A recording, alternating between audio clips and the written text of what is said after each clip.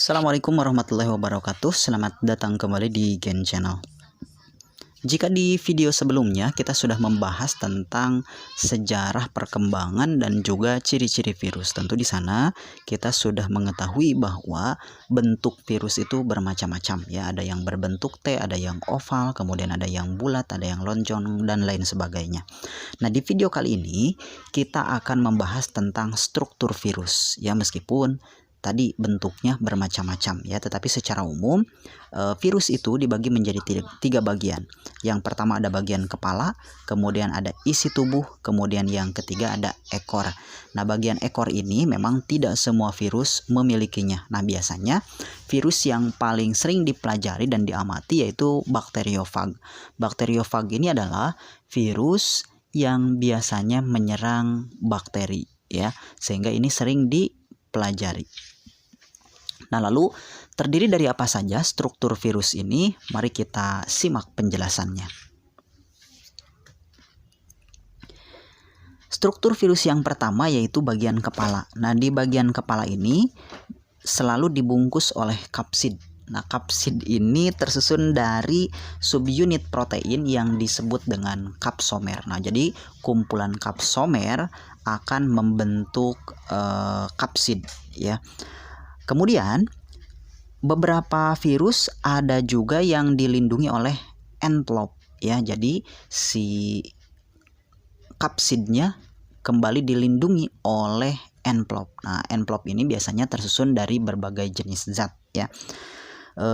Bagi virus yang tidak memiliki envelop disebut dengan virus telanjang. Nah, jadi di bagian kepala ini biasanya diselubungi oleh kapsid. Nah, kapsid ini tersusun dari subunit protein yang disebut dengan kapsomer.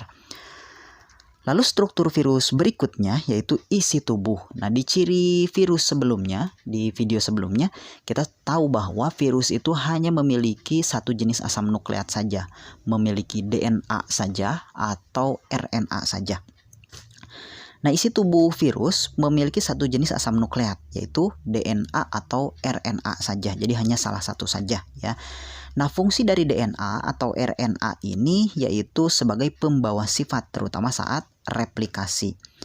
Misal virus yang hanya memiliki DNA saja ada parvovirus, kemudian ada herpes virus, penyebab penyakit herpes, dan juga ada adenovirus dan lain sebagainya ya, banyak.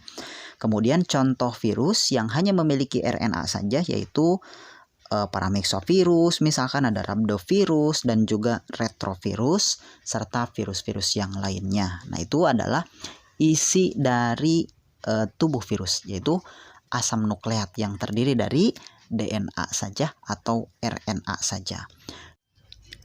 Oh iya, pada beberapa virus ada yang memiliki enzim reversi transkriptase atau kalau bahasa kitanya disebut dengan transkriptase balik. Nah, enzim ini berfungsi untuk membentuk untai ganda DNA yang berasal dari untai tunggal RNA. Nah, untuk perbedaan antara DNA dan RNA ini dipelajarinya di kelas 12 ya, tentang substansi genetik. Tetapi perlu diketahui bahwa kalau RNA itu untainya tunggal, sedangkan kalau DNA untainya ganda. Tetapi kalau menggunakan reverse transkriptase ini bisa membentuk DNA yang berasal dari RNA. Nah, begitu aja kalau untuk sederhananya ya.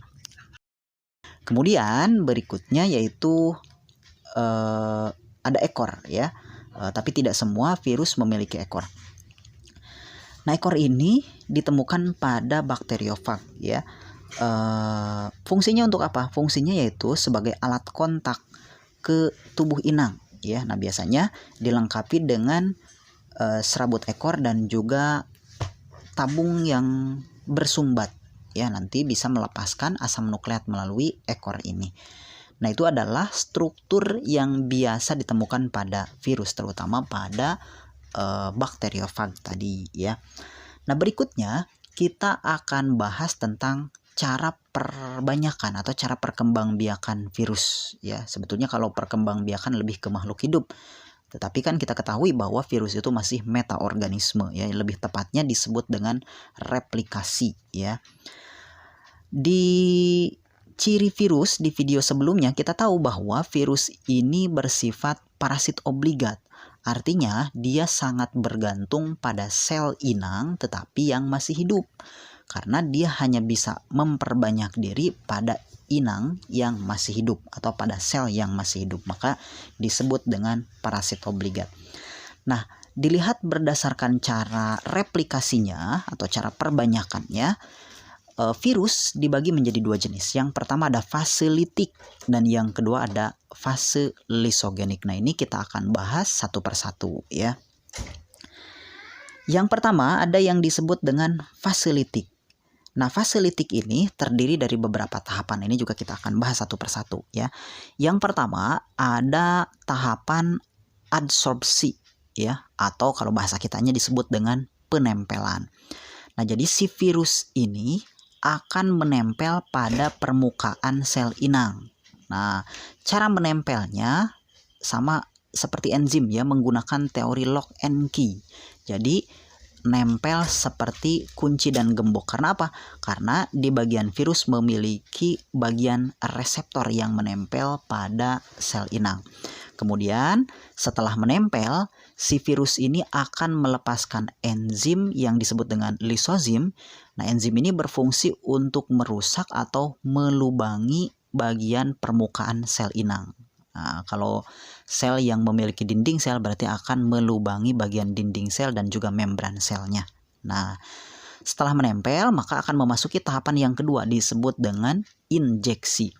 Nah, pada tahap injeksi atau disebut juga dengan tahap penetrasi, virus yang menempel dan yang sudah melubangi bagian permukaan sel inang akan memasukkan asam nukleatnya ke dalam sel inang. Jadi, pada tahapan ini virus akan memasukkan DNA atau RNA yang dimiliki oleh virus tersebut. Nah, selanjutnya tahapan yang ketiga disebut dengan sintesis atau fase eklifase ya. Nah, pada fase ini ditandai dengan DNA sel inang dirusak oleh enzim lisozim yang tadi dihasilkan oleh virus ya.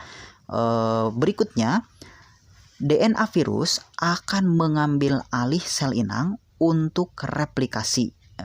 Bisa dikatakan jahat juga ya.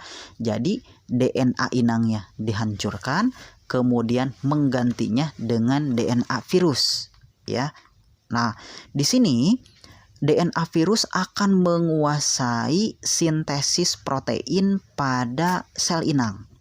Sehingga si DNA virus akan berulang kali membuat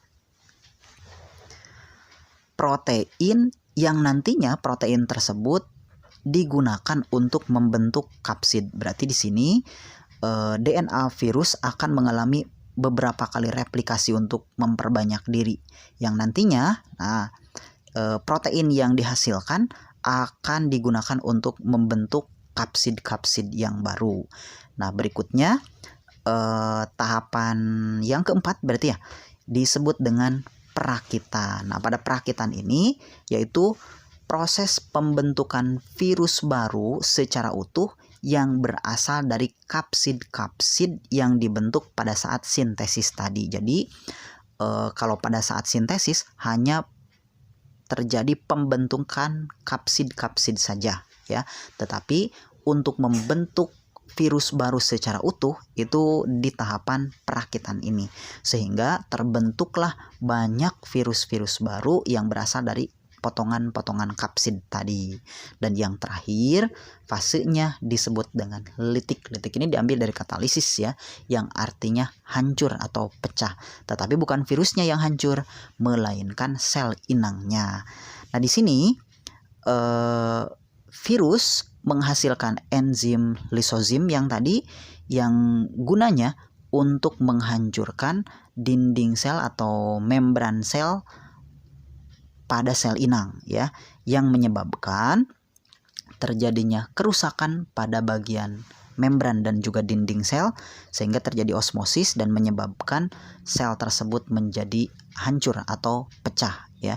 Nah, kalau sudah pecah berarti koloni virus-virus yang baru ini akan keluar dan akan menginfeksi sel-sel yang lainnya. Nah, itu adalah cara replikasi virus secara litik. Jadi ada beberapa tahapan. Pertama ada penempelan atau dikenal dengan adsorpsi, kemudian ada injeksi atau dikenal juga dengan penetrasi, kemudian yang ketiga ada sintesis atau eklivase. Nah, di sini terjadi pembentukan berbagai jenis protein, sintesis protein yang nantinya akan digunakan untuk membentuk kapsid. Berikutnya adalah perakitan. Kapsid-kapsid tadi yang terbentuk akan digunakan untuk membentuk virus-virus yang baru secara utuh. Dan yang terakhir yaitu litik. Nah, litik ini atau lisis ini proses penghancuran sel inang yang nantinya akan mengeluarkan banyak virus, dan virus tersebut akan menginfeksi sel-sel yang lainnya. Nah, itu adalah fase litik. Dan yang kedua ada yang disebut dengan fase lisogenik ya. Nah, kalau lisogenik ini sebetulnya tidak jauh berbeda dengan fase litik. Bedanya, nah, tahapan yang pertama dalam fase lisogenik ini sama ya, yaitu adsorpsi atau penempelan, kemudian injeksi atau penetrasi, kemudian terjadi penggabungan asam nukleat. Jadi setelah memasukkan DNA atau RNA virus ke dalam sel inang, DNA-nya akan bergabung dengan DNA sel inang sehingga terbentuk rekombinan berarti ya, atau gabungan antara DNA virus dengan DNA inang. Nah, selanjutnya si inangnya masih mampu melakukan pembelahan ya. Berarti pembelahannya secara amitosis ya, 1 menjadi 2 dan seterusnya. Nah, DNA virus bergabung dengan DNA inang ini disebut dengan profag ya, atau prophage berarti. Nah, jadi prophage ini adalah gabungan antara DNA virus dengan DNA inang. Nah, pada saat membelah otomatis sel yang baru terbentuk tadi masing-masing sudah memiliki DNA yang berasal dari virus ya. Jadi ada gabungan.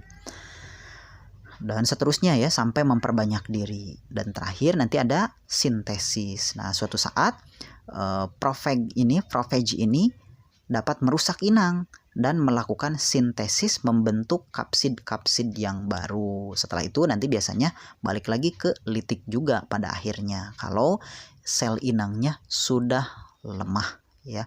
Jadi perbedaannya di sini terbentuk prophage, kemudian si selnya masih sempat untuk memperbanyak diri, tetapi sel-sel yang baru terbentuk tersebut sudah mengandung DNA atau RNA yang berasal dari virus ya.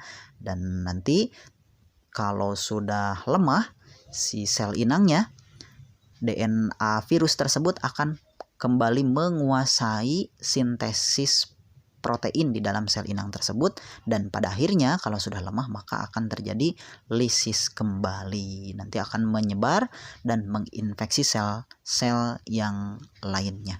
Nah, itu jadi kalau bahasa sederhananya, kalau secara litik itu langsung sel inang yang terinfeksi akan langsung pecah, tetapi kalau pada fase lisogenik sel inang masih sempat untuk melakukan pembelahan, dan kalau lemah nanti akan kembali lagi ke litik atau hancur, hanya saja tidak secara langsung. Nah, itu adalah cara replikasi pada virus. Oke, itu saja mungkin yang dapat saya sampaikan. Mudah-mudahan bisa dipahami dan bermanfaat bagi kalian yang ingin memahami proses replikasi pada virus ini. Terima kasih.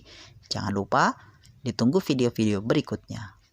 Assalamualaikum warahmatullahi wabarakatuh.